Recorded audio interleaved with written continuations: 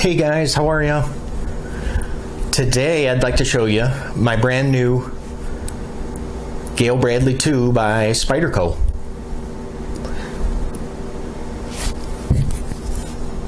Before I do that, I want to show you guys what I've been carrying for the past couple days. Kind of been my go-to knife. It's the Kaiser Escort. Look at the thickness on that blade. Goodness. Anyway, just the knife I've been rocking for the past couple days. Review is coming on that guy. Now the you know what? Can we refer to the Gayle Bradley 2 as the GB2 for the duration of the video? Do you guys mind? Okay, good. Now I did mention this. Did I mention it's made in Taiwan? And it's designed by, take a guess. Gayle Bradley, go figure. Very, very humble man. I don't know, I'm kidding. I don't know him. Now the GB2 is a manual action liner lock that utilizes CPM M4 as the blade steel, which you guys may or may not know. Now M4 is one of the hardest blade steels available today, so has very good edge retention. However, it's one of the worst at resisting corrosion.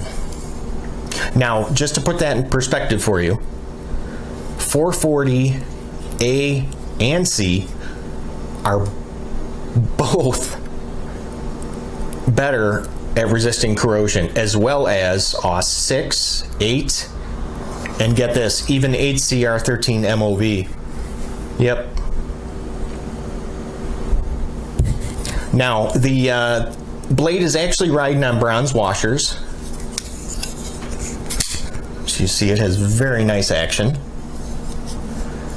And you can adjust the pivot from both sides with the number 8 Torx. Always nice to see. Kind of a small pivot screw there. At first sight, I thought maybe it would take like the number 8 Torx, but no, it's excuse me, the number 6 Torx, but it is in fact number 8. Now this is the blade also has a satin finish with a plain edge, and it's hollow ground drop point. There is a little bit of a sharpening choil right there. Obviously too small for a finger, unless, well, what, a raccoon finger would probably fit in there good. Now the blade measures in at about 3.6 inches, so that's a good sized blade, with 3.3 inch cutting edge. The blade has a spine thickness of 3 millimeters and a blade width, so from the widest point, 1 1/4 inches wide. Now the handle is just under a 1/2 inch thick at 0.49, with 4.8 inches of that making up the length of the handle. Now when the knife is closed at the widest point, I got 1.4 inches, so not too bad. Doesn't take up too much real estate in the pocket.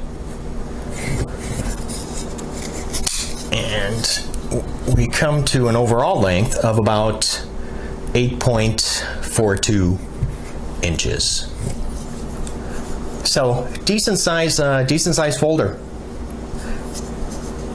Now the handle scales Now I know they do look like carbon fiber, and they are in fact carbon fiber. However, it is a carbon fiber laminate kind of laid over G10. But that really does provide some nice grip here on the handle scales. Not slick whatsoever. Let's see. Not bad. Now, if you look inside there, I don't know if you guys will be able to see that, but the liners have been, in fact, skeletonized, milled out to save on the weight, which, by the way, is 4.37 ounces in weight. The pocket clip is 4 position. Boom, boom, and boom, boom. Not a deep riding pocket clip whatsoever. So let's see what that would look like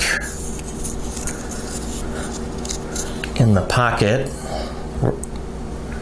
So about yay much sticking out. That's a good amount. There is a little bit of jimping,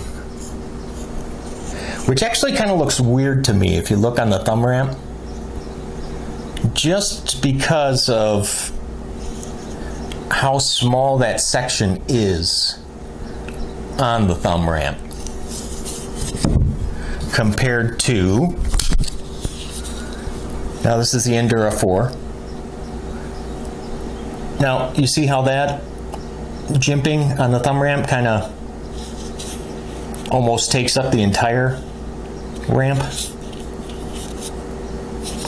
You know what, I'm going to leave this out here too as well, just for size comparison, along with the Kershaw Blur. Good. So that's why I say the jimping on the thumb ramp just looks a little strange, just because of how small of an area on the thumb ramp that it occupies. There is also a little bit of jimping, I guess you would consider that jimping, there on the liner lock to assist with closing.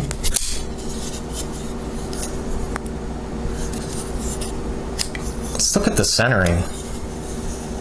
I'm sure it's going to be dead on. Spyderco is usually really, really good about that. And yes.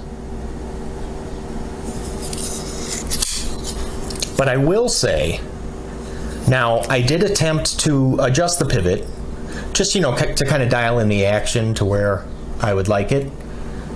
And now, as of right now, the pivot is completely tightened, so totally wrenched down. And it has pretty good action. But when I went to adjust it, I loosened up the pivot screw. Just, I mean, it was probably, let's say, a half a turn. And then the blade already, it became off-centered just with like a half a turn. So that was a little concerning to me. Now the detent is actually really, really good on this guy. Cannot shake him out at all. Very nice.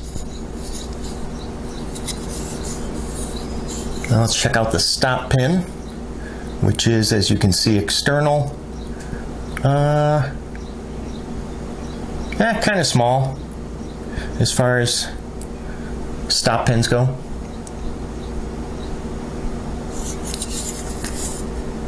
Now There is, you might notice there is no lanyard hole.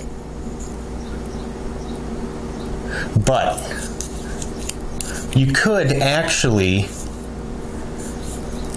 tie on a lanyard around this last barrel spacer, because the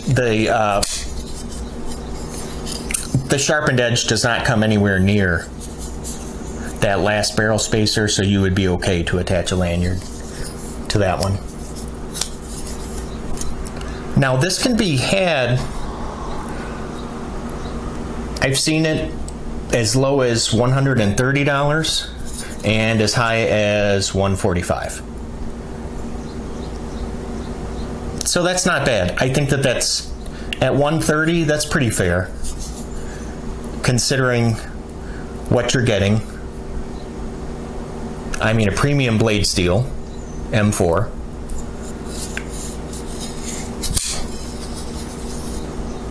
Almost 8.5 inch total length. So you really are getting a lot for your money. Okay, well let's finish things up here with the with my pros and cons.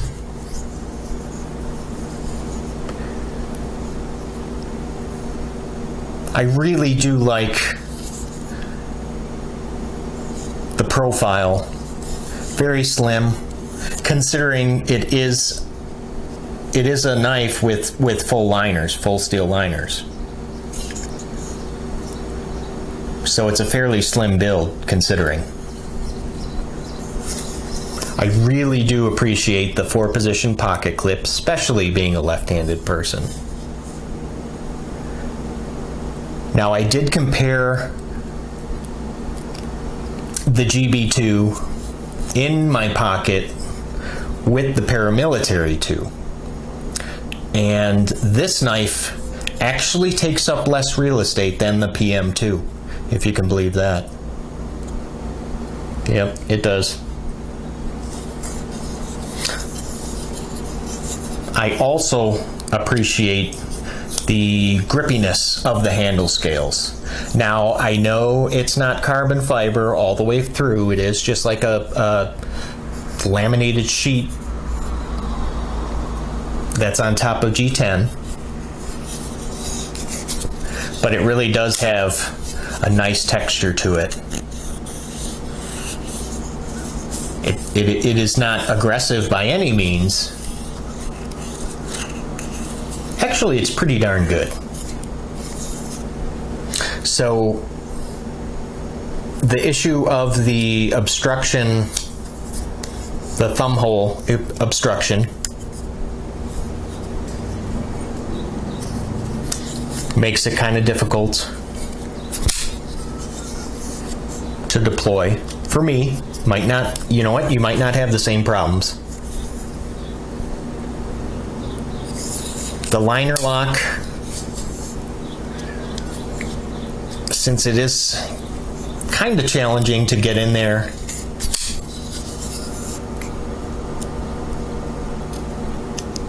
yeah, I just can't overlook that problem. The pivot screws. Now remember when I said I started to loosen the pivot just to adjust the action to where I like it. And after just a quarter of a turn, excuse me, a half a turn, I could see that the blade was slowly moving off center. The scales not completely covering the liners on both sides. I don't mind the appearance of it, but the feel of it is what I really don't like. I mean, it's not, let's just say it's somewhat sharp. I mean, it's not going to cut you, but you can definitely feel it when you kind of try and get that good purchase on the handle. So it just makes the Gayle Bradley 2 just somewhat uncomfortable to hold.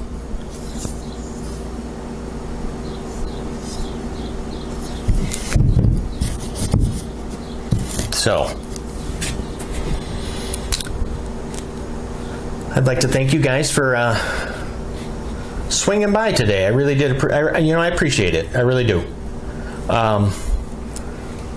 Why don't you go ahead and leave a like if you enjoyed the video, and you know what the heck, subscribe. And if you have any questions, by all means, don't hesitate to leave a comment.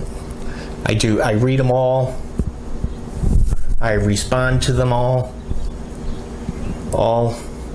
4 of them so far. But seriously, leave a like if you did enjoy the video, guys, and subscribe if you'd like to see more. So thank you so much, and I'll see you guys at the next video. Take care.